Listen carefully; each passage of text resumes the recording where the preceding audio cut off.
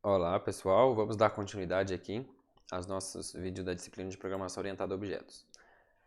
A gente vai ver agora um tipo de padronização de métodos muito comum em classes em Java, que são os métodos get e set.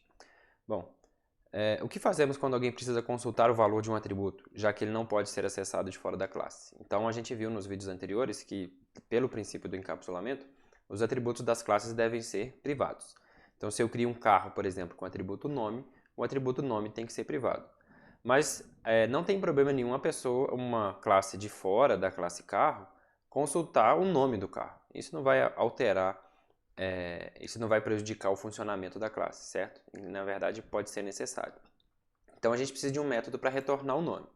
É uma prática comum em Java criar métodos que começam com as palavras get e set para consultar e modificar os valores dos atributos. Get significa obter e set significa ajustar. Então, por exemplo, se eu tenho uma classe carro com o atributo velocidade, eu posso criar um método, por exemplo, get velocidade para retornar a velocidade. Aqui está faltando private, a gente já viu que o atributo tem que ser privado, né? Então eu vou mexer nesse slide aqui depois para poder consertar isso. Mas o atributo sendo privado, para eu consultar a velocidade, eu poderia dar qualquer nome para esse método. Ele podia ser obter velocidade, retornar velocidade, mas enfim, existe uma padronização de chamar esses métodos com o nome get. Ok? Bom, aí você pode pensar assim, mas qual que é a diferença então de ter o atributo público ou ter um método get e um método set? Repara que nesse exemplo aqui, se eu tenho só um método get, já tem uma diferença porque eu só consigo ler o valor da velocidade, eu não consigo alterar a velocidade. Mas se eu tiver um get velocidade e um set velocidade, eu posso ler e posso alterar. Aí eu posso pensar assim, já que eu vou criar um get e set, então eu deixo público. Mas tem uma diferença importante. Lá no nosso exemplo de formas que a gente usou nos primeiros vídeos, a gente tinha uma classe círculo e ela tinha um método setDiâmetro que alterava o diâmetro, certo? Bom, suponha que a classe círculo seja usada em um grande sistema em diversos lugares. E em vários lugares desse sistema é chamado o método setDiâmetro. E aí depois que esse sistema já está sendo usado e tal, você percebe que tem uma falha na classe círculo, porque nada impede de alguém chamar o método setDiâmetro e passar um diâmetro negativo, o que não faria sentido. Se você tem seu atributo diâmetro privado e seu método de setDiâmetro público, o que você poderia fazer para impedir que seja criado qualquer círculo com diâmetro negativo? Bastaria você mudar o método setDiâmetro, certo? Porque se você vai lá no método setDiâmetro e coloca um if para impedir que o diâmetro seja negativo, como ninguém consegue acessar o diâmetro diretamente, todo mundo acessa só o método setDiâmetro, ninguém vai conseguir colocar mais um diâmetro negativo, certo? Já se você tivesse deixado o atributo público, qualquer um conseguiria ainda manter o diâmetro, mudar o diâmetro para negativo sem o seu controle. Deixar um atributo público é voltar lá nas structs, não faz sentido na orientação a objetos, certo? Lembrando que a responsabilidade de garantir os valores válidos para os atributos de uma classe é da própria classe, ok? Bom, aí você pode pensar assim, mas eu não tenho nenhuma, no meu método aqui eu tenho certeza que não tem nenhuma verificação para fazer, então eu vou deixar público mesmo, o meu atributo. Bom, essa é uma questão de boa prática de programação. Então, às vezes você está fazendo um método agora e você acha que não precisa de verificação e lá no futuro você descobre que precisa sim, né? É muito comum a gente achar que a gente cercou todas as possibilidades, mas depois a gente descobre que não. Então, principalmente quando você estiver trabalhando em um sistema grande, uma empresa com vários programadores, você já tem que criar pensando coisas que você talvez precise no futuro. Então, mesmo que você ache que agora não tem verificação, não pode ferir o princípio do encapsulamento por causa disso. Então, você não sabe a diferença que isso faz num sistema complexo de uma grande empresa. Bom, aí alguém também pode pensar assim, agora que eu sei que a gente cria método getSet, então eu vou criar getSet para todos os atributos. Isso faz sentido?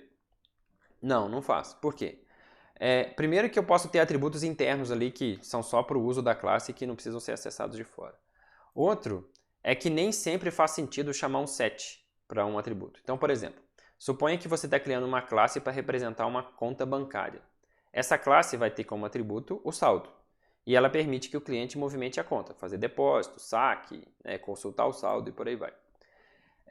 Se eu estiver criando essa classe, é ideal que eu modele a classe da forma como isso é usado na vida real. Então, por exemplo, como que o saldo de uma conta é alterado numa conta real? Através de depósito e saque, certo? Então, o ideal é que a sua classe tenha métodos depositar e sacar, e não o método setSaldo, porque ele não faria muito sentido, porque é importante para a operação do banco separar o que é um saque e o que é um depósito, são coisas muito diferentes, certo? Então, nesse caso, se você criar uma classe conta, que tem um método sacar e um método depositar, mas também tem um método setSaldo, você está criando uma brecha para usar a classe de forma errada. E se você não criar sacar e depositar, criar simplesmente setSaldo, aí é pior ainda que a sua classe não está bem modelada, tá ok? Então a gente só cria set para métodos que forem, que isso fizer sentido, ok? Um detalhe aqui, é muito comum se vocês pegarem códigos aí na internet de exemplo, aparece uma palavra-chave nova que é a this, e eu vou explicar o que ela significa. Suponha que você está criando uma classe carro, e essa sua classe carro tem um atributo chamado velocidade, ok? E aí você vai criar um set velocidade, né? Que vamos supor que faça sentido para esse carro aqui ter um set velocidade.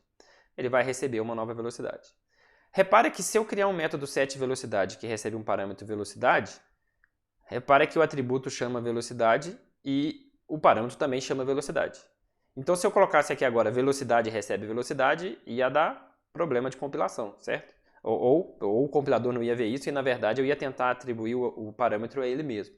Nos exemplos que eu usei até agora, eu sempre chamava assim de uma velocidade, um nome, para dar um nome diferente, ok? Então, como que a gente pode fazer isso? A gente pode usar a palavra-chave this. O que é this? This é um ponteiro para o próprio objeto, certo? Então, quando eu faço this.velocidade, eu estou dizendo para o compilador o seguinte, ó, sabe esse objeto que está sendo executado agora? Ou seja, quem chamou o método setVelocidade chamou usando algum objeto, certo? Então, o this faz referência a esse objeto que foi usado para chamar o método setVelocidade. Então, quando eu faço this.velocidade, eu estou dizendo para o compilador o seguinte, ó, usa o atributo velocidade do objeto para o qual foi chamado o método setVelocidade. E atualiza esse valor com o parâmetro velocidade. Repara que se eu escrever só velocidade, o compilador vai entender como parâmetro. Então, para ele entender que esse é do lado de cá aqui é o atributo, eu uso a palavra-chave this. Então, você não precisa necessariamente usar isso, você pode usar o parâmetro aqui com outro nome, é mais fácil, mas é importante vocês saberem que existe essa palavra-chave, porque vocês vão encontrar muito código de exemplo de set, de método set, que usam a palavra-chave this. Ok? E um erro comum, né, quando você está programando aí, o compilador vai dar erro, ou nesse caso aqui na verdade não vai dar erro, desculpa. Quando você estiver programando, um erro comum é fazer isso aqui invertido, né? Se eu colocar velocidade recebe this.velocidade, eu estou atualizando o parâmetro com o valor do atributo, e não o contrário. Então fiquem atentos a esse erro comum aí. Bom, agora nós vamos falar de uma falha de encapsulamento mais comum em orientação a objetos, né? Eu criei aqui um projeto chamado Formas 2. Ele é aquele nosso projeto Formas que vocês já viram anteriormente, mas agora sem ferir o encapsulamento, certo? Então, se a gente entrar em qualquer classe aqui agora, ó, eu vou abrir o código aqui da classe Círculo, e vocês vão ver que os atributos agora são todos privados e os métodos são públicos. Repare que nem todos os métodos são públicos. Ó, por exemplo, o método exibir é público e o esconder também. E eles chamam o método desenhar, ou então o método apagar. Esses métodos desenhar e apagar é usado em outros trechos aqui do código. E eles são métodos internos. Então, se a gente for ver lá no final da classe, ó, os métodos desenhar e apagar são privados, porque eles não devem ser chamados de fora da classe. Se você quiser, você tem que chamar o exibir ou esconder, e não esses métodos. Então, agora essa classe aqui está bonitinha, seguindo o encapsulamento. E assim, todas as demais. Além disso, eu criei uma classe nova chamada cena. Vamos criar um objeto aqui primeiro dessa classe, para vocês já verem o que ela faz. E aí depois a gente dá uma olhadinha no código. Eu criei um objeto e vou mandar exibir. Olha que bacana essa classe aqui. Ela cria uma cena que tem uma pessoa, uma casinha, um sol e por aí vai. Ok? Bom, vamos ver o que... Esse exemplo foi criado para demonstrar aqui uma falha de encapsulamento que vocês vão ver. Eu vou entrar lá no código da classe cena. Primeiro eu vou dar uma ideia geral para vocês aqui rapidamente de como foi criada essa classe. Eu tenho dentro da classe cena 5 atributos. Eu tenho um quadrado que representa o chão, um outro quadrado que representa as paredes da casa, um triângulo que representa o telhado, uma pessoa que representa o morador e um círculo que representa o sol. Então são os atributos privados dessa classe. Essa classe por enquanto faz muito pouca coisa. Ela tem um construtor que cria todos os objetos e aí ela define a cor, o tamanho e a posição dos objetos. Então eu fiquei brincando aqui com as coordenadas aqui até achar é um tamanho e é uma posição que eu queria, ok? Mas basicamente ele está posicionando, definindo o tamanho e a cor desses objetos. Então quando eu crio um objeto da classe cena, ele cria os seus objetos internos, né, e deixa com os valores adequados. E ele tem um método exibir, que o que ele faz é exibir cada um dos objetos. Então aparece a cena lá, como a gente viu. Certo? Agora suponha o seguinte, eu quero que essa classe cena seja usada em algum outro lugar. Ok? Então eu vou criar aqui um método get, para pegar os atributos. Ok? Então eu não vou fazer para todos, né? A ideia aqui é só mostrar a falha comum. Então eu vou criar um método getSol. O getSol é um círculo, então o método retorna um círculo para retornar o atributo sol. Ok? Então até então parece que está tudo certo, né? A gente viu que a gente costuma criar método get para atributo, mas vamos ver o que isso vai permitir. Então compilei a classe, ela está compilando. Ok? Agora suponha o seguinte, eu vou criar aqui uma cena 1, certo? Eu vou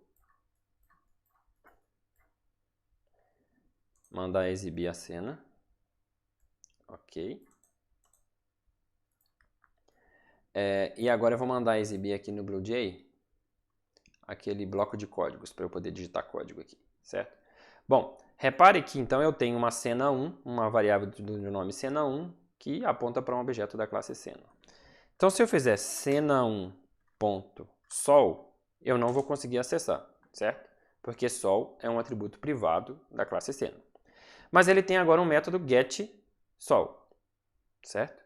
Então, se eu fizer agora declarar uma variável círculo chamada S, que recebe cena1.getSol, isso vai funcionar, certo? Então, declarei uma variável chamada S do tipo círculo que recebe cena1.getSol. Repare que eu estou de fora da classe cena, certo? Se eu estou fazendo aqui no bloco de código é porque eu estou fora da classe cena. O que acontece agora se eu chamar s.mudarCor verde? Repara que é uma variável que está fora da classe cena. E se eu chamar s.mudarCor verde, o que vai acontecer? Ele mudou a cor do sol para verde, certo? Opa, tem um problema aqui então, certo? Se o sol é um atributo da classe cena, e ele deve ser um atributo privado e protegido pela classe, e tudo que eu fizer com essa classe tem que ser feito por métodos, eu deixei uma brecha aqui, porque eu estou conseguindo de fora da classe mudar a cor do atributo da classe sem a classe saber, certo? Por que isso foi possível?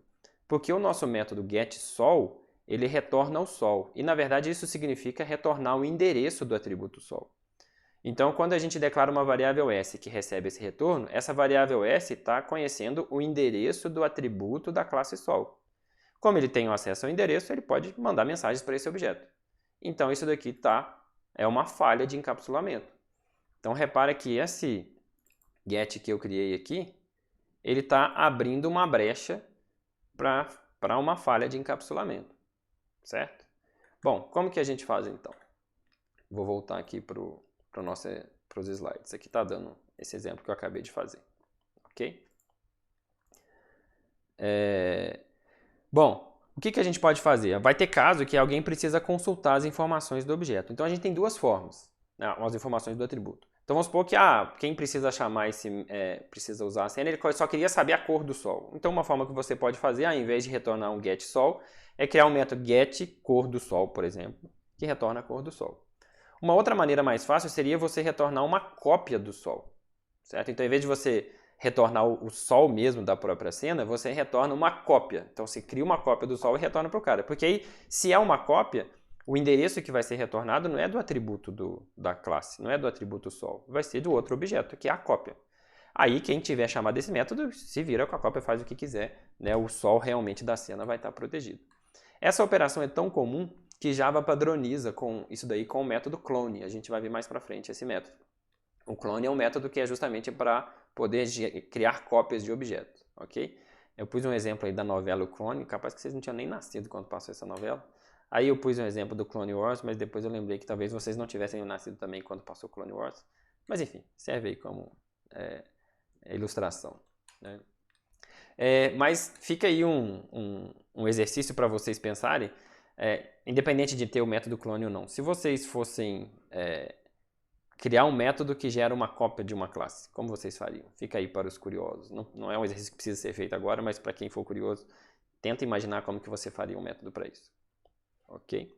Só uma dica aqui importante é que tem casos que esse negócio de ficar criando cópias de objeto, isso afeta o desempenho. Então, se você tinha um objeto muito grande e ficar criando cópias dele toda hora, para lá e para cá, isso afeta o desempenho dos sistemas, então isso pode não ser uma boa estratégia.